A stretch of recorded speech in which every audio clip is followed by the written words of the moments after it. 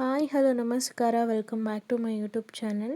ಇವತ್ತಿನ ವಿಡಿಯೋದಲ್ಲಿ ಅಳಸಂದೆ ಕಾಳಿನ ವಡೆನ ಹೇಗೆ ಮಾಡೋದು ಅನ್ನೋದನ್ನು ಈ ವಿಡಿಯೋದಲ್ಲಿ ತಿಳಿಸ್ಕೊಡ್ತಾ ಇದ್ದೀನಿ. ಸೊ ಹೇಗೆ ಮಾಡೋದು ಅಂತ ನೋಡ್ಕೊಂಡು ಬರೋಣ ಬನ್ನಿ. ಒಂದು ಮಿಕ್ಸಿ ಜಾರಿಗೆ ಸ್ವಲ್ಪ ಒಂದು ಗೆಡ್ಡೆ ಆಗೋಷ್ಟು ಬೆಳ್ಳುಳ್ಳಿನ ತೊಗೊಂಡಿದ್ದೀನಿ, 1 ಇಂಚು ಶುಂಠಿ ತೊಗೊಂಡಿದ್ದೀನಿ. ನೀವು ಎಷ್ಟು ಕಾಳು ತೊಗೊಂಡಿದ್ದೀರ ಅದ್ರ ಮೇಲೆ ಮಸಾಲೆನ ಆ್ಯಡ್ ಮಾಡ್ಕೊಳ್ಳಿ.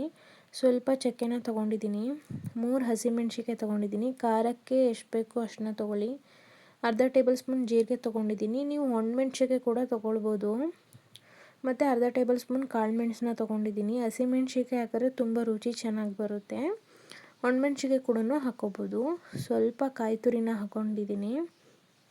ರುಚಿಗೆ ಎಷ್ಟು ಬೇಕೋ ಅಷ್ಟು ಉಪ್ಪನ್ನ ಹಾಕ್ಕೊಂಡಿದ್ದೀನಿ. ನೀವು ಆಮೇಲೂ ಕೂಡ ನೀವು ಟೇಸ್ಟ್ ನೋಡಿಕೊಂಡು ನೀವು ಹಾಕ್ಕೊಳ್ಬೋದು.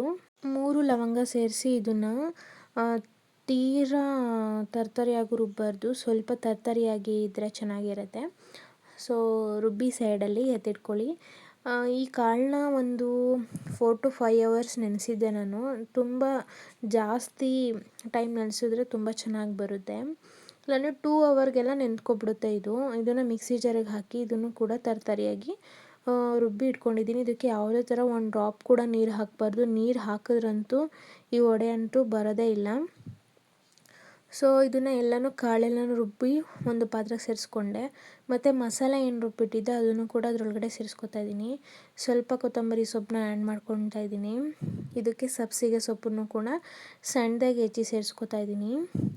ಆ್ಯಂಡ್ ಇದಕ್ಕೆ ಈರುಳ್ಳಿ, 1-2 ಈರುಳ್ಳಿನ ಸಣ್ಣದಾಗಿ ಹೆಚ್ಚಿ ಆ್ಯಡ್ ಮಾಡ್ಕೊತಾ ಇದ್ದೀನಿ. ಪುದೀನ ಸೊಪ್ಪನ್ನು ಆ್ಯಡ್ ಮಾಡ್ಕೊತಾ ಇದ್ದೀನಿ. ಹಾಕ್ಕೊಂಡ್ರೆ ಅದು ಚೆನ್ನಾಗಿರುತ್ತೆ. ನೀವು ಇಲ್ಲಾಂದರೆ ಬೇಡ ಅಂದ್ರೂ ಕೂಡ ಇದನ್ನು ಸ್ಕಿಪ್ ಮಾಡ್ಕೊಳ್ಬೋದು. ಇವಾಗ ನಾನು ಆಲ್ರೆಡಿ ಮಸಾಲೆ ರುಬ್ಬಕ್ಕೆ ಉಪ್ಪು ಹಾಕಿರೋದ್ರಿಂದ ನಾನಿಲ್ಲಿ ಉಪ್ಪನ್ನ ಆ್ಯಡ್ ಮಾಡಿಲ್ಲ. ಫಸ್ಟು ಆ ಮಸಾಲೆ ಮತ್ತು ಕಾಳೆಲ್ಲನೂ ನೀಟಾಗಿ ಚೆನ್ನಾಗಿ ಮಿಕ್ಸ್ ಮಾಡಿ ಆಮೇಲೆ ಟೇಸ್ಟ್ ನೋಡಿ ನಿಮಗೆ ಏನಾದ್ರೂ ಉಪ್ಪು ಬೇಕು ಅಂತ ಅನಿಸಿದ್ರೆ ಆ್ಯಡ್ ಮಾಡ್ಕೊಳ್ಬೋದು. ನೀಟಾಗಿ ಮಸಾಲೆ ಮತ್ತು ಕಾಳು ಎಲ್ಲ ನೀಟಾಗಿ ಮಿಕ್ಸ್ ಆಗಿರಬೇಕು. ಇಲ್ಲಾಂದರೆ ಒಂದು ಕಡೆ ಜಾಸ್ತಿ ಮಸಾಲೆ ಅಥವಾ ಅದು ರುಚಿ ಸಿಗೋಲ್ಲ. ಸೊ ನೀಟಾಗಿ ಮಿಕ್ಸ್ ಮಾಡಿಬಿಟ್ಟು ನೀವು ನೋಡ್ತಿರ್ಬೋದು ಎಷ್ಟು ಪರ್ಫೆಕ್ಟ್ ಈ ಥರ ಹದ ಇರಬೇಕು. ನೀವು ಒಂಚೂರು ಯಾವುದಕ್ಕೂ ನೀರು ಹಾಕಬಾರ್ದು. ಮಸಾಲೆ ಆಡ್ಸೋಕ್ಕೂ ನೀರು ಹಾಕಬಾರ್ದು.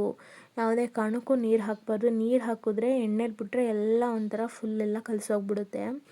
ಸೊ ಎಣ್ಣೆ ಕಾಯೋಕ್ಕಿಟ್ಟು ಒಂದೊಂದಾಗೇ ಹಾಕ್ಕೊಳ್ತಾ ಇದ್ದೀನಿ. ನೀವು ಯಾವ ಥರ ಕೈಯಲ್ಲಾದ್ರೂ ತಟ್ಟೆ ಹಾಕ್ಕೋಬೋದು ಅಥವಾ ನೀವು ಬಟ್ಟೆಲ್ಲಾದ್ರೂ ತಟ್ಟಿ ಕೂಡ ಆ್ಯಡ್ ಮಾಡ್ಕೊಳ್ಬೋದು. ಎಷ್ಟು ಚೆನ್ನಾಗಿರುತ್ತೆ ಅಂತಂದರೆ ಹಬ್ಬ ಟೈಮಲ್ಲೆಲ್ಲ ಇದು ತುಂಬಾ ಚೆನ್ನಾಗಿರುತ್ತೆ. ನಮ್ಮ ಕಡೆ ಇದನ್ನು ಜಾಸ್ತಿ ಈ ಒಂದು ಕಾಳಿನ ವಡೆನ ಮಾಡೋದು. ಪರ್ಫೆಕ್ಟಾಗಿ ಮಾಡಿದ್ರೆ ಸಕ್ಕತ್ತಾಗಿ ಆ ಟೇಸ್ಟ್ ಕೊಡುತ್ತೆ. ನೀವು ಗೆಸ್ಟ್ ಬಂದಾಗೆಲ್ಲ 1-2 hours ನೆನೆಸಿಟ್ಕೊಂಡ್ಬಿಟ್ರೆ ಎಷ್ಟು ಸಗದಾಗಿರುತ್ತೆ ಅಂತಂದರೆ ಪರ್ಫೆಕ್ಟಾಗಿ ಯಾವುದೇ ಒಂದು ಅಡುಗೆ ಮಾಡಬೇಕಾದ್ರೂ ಪರ್ಫೆಕ್ಟಾಗಿ ನೀವು ಮಸಾಲೆ ಎಲ್ಲ ಆ್ಯಡ್ ಮಾಡಿದ್ರೆ ಯಾವುದೇ ಅಡುಗೆ ಆದ್ರೂ ಸಿಕ್ಕಾಪಟ್ಟೆ ಚೆನ್ನಾಗಿ ಬರುತ್ತೆ. ನಾನು ನೀಟಾಗಿ ಮೀಡಿಯಮ್ ಫ್ಲೇಮಲ್ಲಿ ಇಟ್ಕೊಂಡು ನೀಟಾಗಿ ಬೇಯಿಸ್ಕೊಳ್ಳೋದನ್ನು ಒಳಗಡೆ ಬೆಂದಿರಲ್ಲ. ಜಾಸ್ತಿ ತುಂಬ ತೆಳುವಾಗೂ ತಡ್ಕೊಳಕ್ಕೆ ಹೋಗ್ಬಿಡಿ, ತುಂಬ ದಪ್ಪನೂ ತಡ್ಕೊಳಕ್ಕೆ ಹೋಗ್ಬಿಡಿ. ಮೀಡಿಯಮಾಗಿ ತಟ್ಕೊಳ್ಳಿ. ಹಾಗೂ ಒಳಗಡೆ ಏನು ಸ್ಟಫಿಂಗ್ ಇರುತ್ತೆ ಅದು ಕೂಡ ಚೆನ್ನಾಗಿ ಬೆಂದಿರುತ್ತೆ. ಸೊ ಇನ್ನು ಮಿಕ್ಕಿರೋದು ಕೂಡ ನಾನು ಹಿಟ್ಟನ್ನ ತಟ್ಟಿ ನಾನು ಬೇಯಿಸ್ಕೊಂಡಿದ್ದೀನಿ. ನೀವೇ ನೋಡ್ತಿರ್ಬೋದು ತುಂಬಾ ಸಿಂಪಲ್ಲು. ಬೇರೆ ಥರ ಏನೂ ಆ್ಯಡ್ ಮಾಡೋ ಹಾಗಿಲ್ಲ.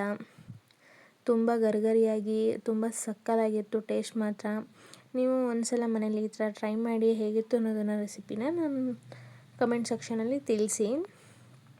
ಸೊ ನನ್ನ ಚಾನಲ್ನ ಯಾರಾದರೂ ಸಬ್ಸ್ಕ್ರೈಬ್ ಮಾಡ್ಕೊಂಡಿಲ್ಲ ಅಂದರೆ ಹೊಸದಾಗಿ ನೋಡ್ತಾರೋರಿಗೆ ನನ್ನ ಚಾನಲಲ್ಲಿ ಹೆಲ್ದಿ ರೆಸಿಪಿಗಳನ್ನ ಅಪ್ಡೇಟ್ ಮಾಡ್ತಿರ್ತೀನಿ.